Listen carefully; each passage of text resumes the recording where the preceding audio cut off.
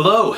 Today I'm going to be talking about Words of Radiance by Brandon Sanderson, the sequel to the epic fantasy novel The Way of Kings, the first in the Starlight Archive series, a part of Sanderson's widely revered Cosmere universe. Back when I reviewed The Way of Kings, which was quite a while ago if I'm staggering these videos successfully, one thing I really regret about my discussion of that book is that I really didn't go into the narrative beyond the core premise of the book, and that was because I was worried about spoiling it. Now, having rewatched my review and having thought a little bit more about how Sanderson should be talked about, I think that it's important for me to divulge plot details in order to illustrate why I find this book so compelling and why I find Sanderson's storycraft so compelling. A great deal of the enjoyment found in the series is simply experiencing this book's many triumphant, satisfying, and shocking moments blind. I really do recommend you just simply read the book, and it is just a very easy book to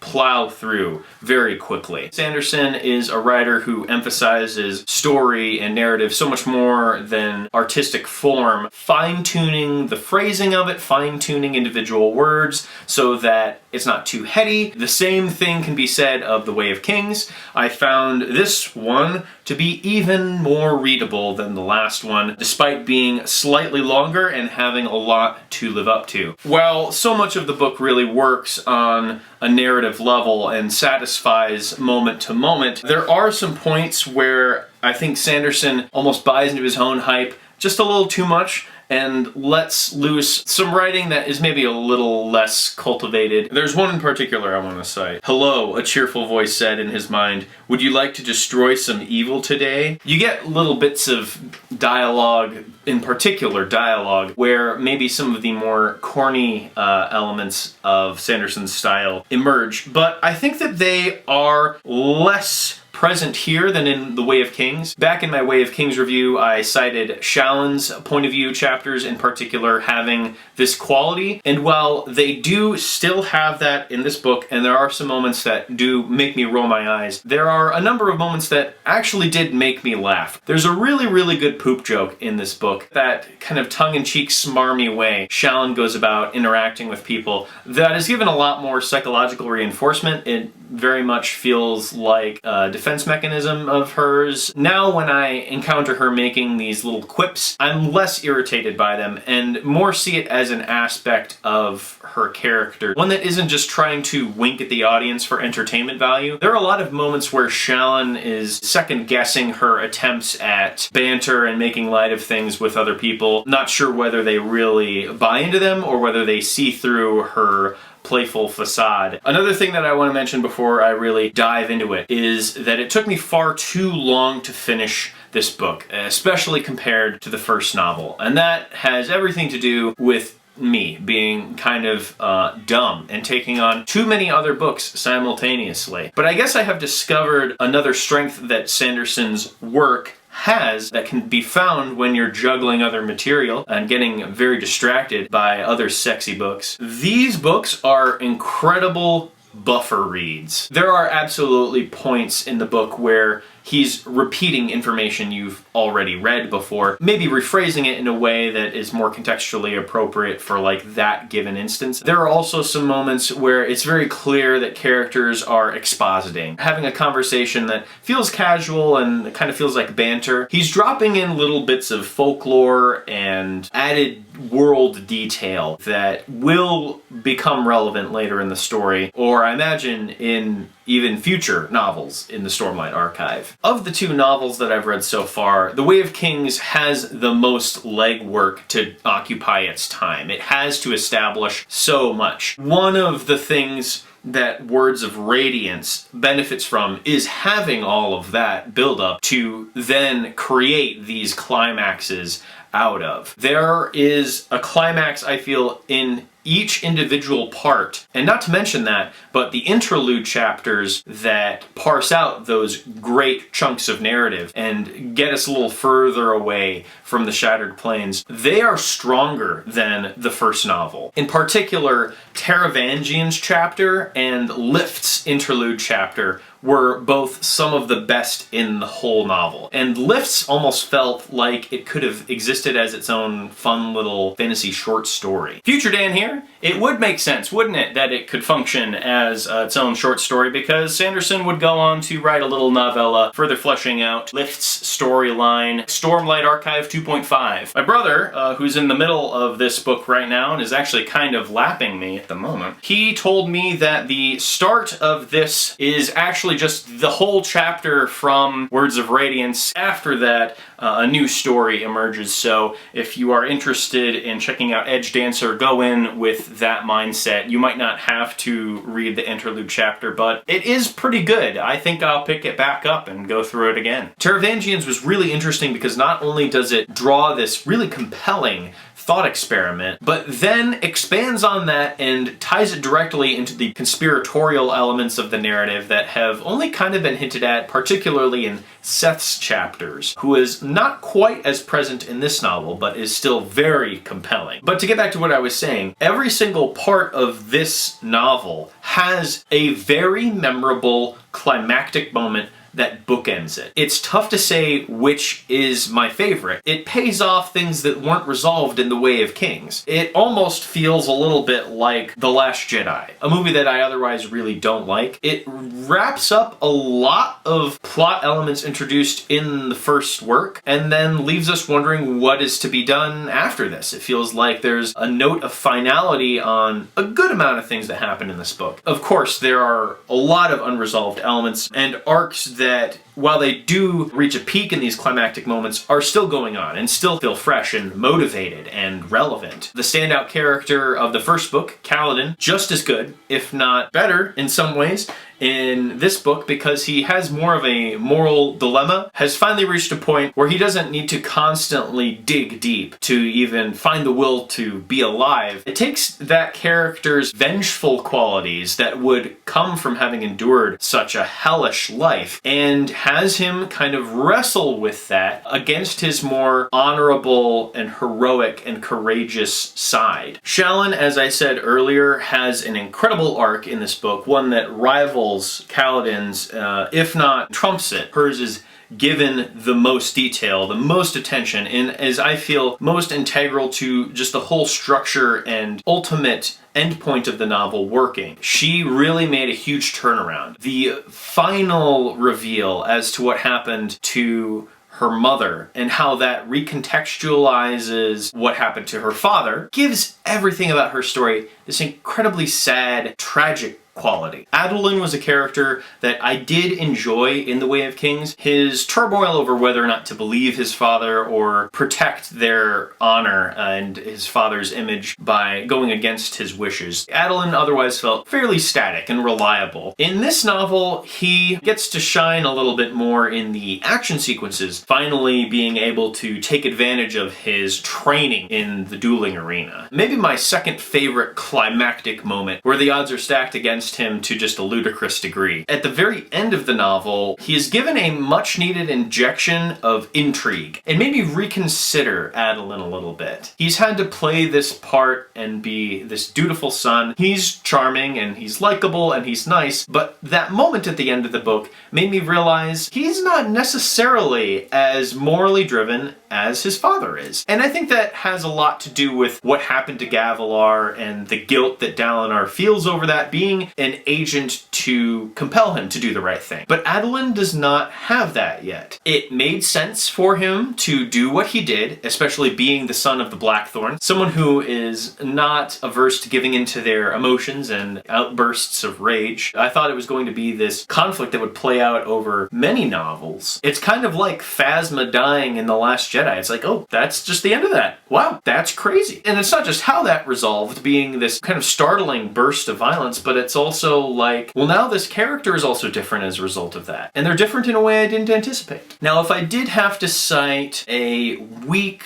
point of view character, I'd have to say it was Dalinar this time around. Dalinar serves more of a supporting function in this novel, and I think he's actually really well suited to that. He's already gone through his test and come out on the other side a better person, and I think his role in this book is really just being something of a paragon to the others. I hear book 3 centers on him very heavily, so I look forward to getting back to him and his past a little bit more. So that covers a lot of the character arcs and Words of Radiance, but something that I didn't really talk about enough in the Way of Kings review is how the world building and the power system are just so perfectly realized. They're pretty robust and internally consistent to the point where I kind of think of how Stormlight functions, how Spren function in this novel, and how a lot of the other makings of this world rival like Hunter x Hunter and the Nen system. Sanderson seems to share the wonder that we have for the world that he is building. So do his characters. They are as equally filled with wonder when they discover what they are capable of. I think that also comes through the way that characters tend to solve problems. I often found reading chapters where characters were presented with a problem, the factors that they weighed were the same things that I would consider. Like, he shows us how the story could play out. He shows us characters ruminating on things, and then he offers a solution that even the characters and the audience don't really expect, and it works. He's just spent a little more time working it out than we have. How the power systems fill out this world is given even more depth in this novel. How Spren function as these manifestations of emotion, these instances where characters have emotional growth, it has a direct tether to the power system in this world, and not in a way that feels incredibly loose. There's certain steps that the characters have to go through in order to gain certain abilities. Prior to that, a lot of work is done to make, like Kaladin, go through much suffering and introspection. The power systems are kind of representative of the personalities of the characters. One that I really enjoyed and worked, I feel, with great synergy was how Shallon's abilities as a light weaver very much reflect her artistic abilities, and how she herself is a person who is kind of putting on a front. That commentary might actually be layered on a little too thick now that I think about it, but Shallon's arc is so strong that the metaphor of Veil, her like alter ego, it just works. It just is a perfect extension of her character. I've said a lot about how these books are just very easy to read. I don't think that that is to say that this is necessarily like light, easy, breezy content either. I would think it fair to call the Stormlight Archive a fantasy series that is concerned with class. This hierarchy is drawn based off of eye color, drawing attention to, of course, how arbitrary it is to sort people in this way. It seems like a very straightforward parallel to society, the stratification of our world. And I don't think I really talked about that enough in The Way of Kings, because it was really crucial to Kaladin's arc, but it is even more crucial in this novel, how being a part of the subjugated class creates a very sympathetic animosity toward the upper crust. Sanderson very much takes the high road, even though there are people that have this privilege and, you know, have benefited immensely, and that you have suffered greatly due to the way that the system is. That doesn't mean that you should give into this blind malice. I think that that is just simply a good moral lesson that rings true. He explores how such a station in life on the high end of the hierarchy in this world gets at the soul and turns it into something foul, and I think that that's explored a lot in Shallon's storyline, in the case of her father. That also manifests in the character of Sadeas. But then I also think he provides interesting counterpoints to the notion that people who are supremely well off in this society are just really detestable. There's a character in this book, Sabariel, who is incredibly wealthy and has kind of a devil-may-care attitude about him, and he remains likable, I think, despite everything. He doesn't really say anything too transcendent transgressive here. There's definitely better fantasy novels out there if you're interested in that, but he really does consider these dimensions of storytelling, how it affects the world, considering how it drives his characters. It really drives his characters. It is a pretty well-balanced perspective that a lot of people can probably get behind. One of my favorite systems explored in greater detail, brought up but not quite indulged in the Way of Kings, was the Parshendi culture and how it is that they are different from Parshmen and what their chanting actually means. Like, what does it tie to? It of course has this emotional basis, right? Like the songs change when Dalinar is defacing their dead on the battlefield. They're clearly enraged by that and their chant changes to reflect that, but there's more to it. They're not a people without honor. They have a very interesting class system themselves. And there's a really interesting sort of metaphor that you pick up with the character Ishonai and her mother, who has the equivalent of Alzheimer's, which does a lot to really humanize the antagonists in this book, but also sort of reflects their culture at large. They have forgotten a lot of their past and need to get in touch with it in order to come out of this alive. I imagine in the aptly titled Rhythm of War that we'll get even more of that. Only until the very end of The Way of Kings do our arcs intersect. The main characters of this novel, I feel, are interacting with each other pretty much throughout the whole thing. Characters that we have spent 1,000 pages wondering like what would happen if they interacted. Talking about Kaladin and Shallan and the like love triangle that forms between them and Adolin. I'm a sucker for that shit, I'm sorry. I didn't notice exactly what Sanderson was doing until the chapter where Kaladin and Shallan really have to rely on one another and how that situation really drew them together. Oh man, it got my heart a-fluttering. So I think that that's another strength that Words of Radiance has over The Way of Kings. There is simply more going on, and the characters and the whole narrative feel a lot more bound together. Its character arcs are a lot fuller now. The world is much fuller. Some characters reappear in really unexpected places, but in such a manner that actually feels perfect for the story. It expands upon its power system in a way that is very inventive and satisfying. The action sequences in this book are even more interesting than The Way of Kings. Overall, it is more consistent, and I feel that a lot of this simply is due to Sanderson maintaining the streak of writing from a previously established book and paying off things. He's not treading water. He intends to reach an end game, I feel, and do it ambitiously. You should just probably read it to come to that conclusion yourself, and I think I've arrived at the conclusion that it is better than The Way of Kings. Once I go through the rest of the books in the Starlight Archive series, I might have a different perspective. One of the secondhand joys of reading this series is that it's just simply a fun book series to gush about with other people. Since finishing The Way of Kings, I gave the copy that I inherited to my brother, then passed on to another friend of mine. My mother has also started and has enjoyed the first book so much that she bought the whole box set. And it's just really cool talking about, like, where are you in the story right now? Did you encounter this? Chatting about this with even some of the people I've met at the Plasma Center I go to twice a week, and how they've been eagerly anticipating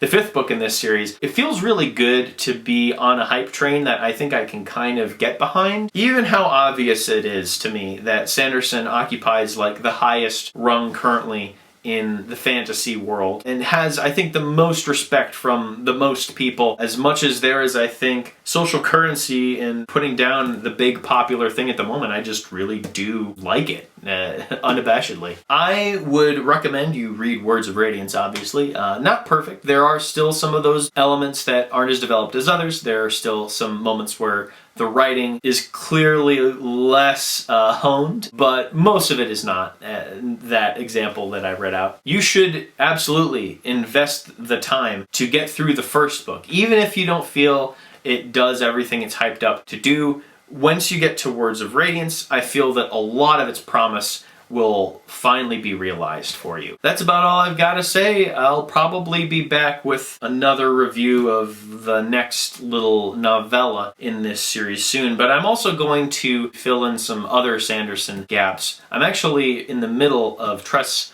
of the Emerald Sea right now and plan to talk a little bit about his Kickstarter novels as well. Hopefully that is not some sort of blasphemous reading order, but I'm just fixated on the man's work. I'll probably take a good break once I've gotten through all of the 7 Mistborn novels. So yeah, just read this book. It's pretty good. That's all I gotta say.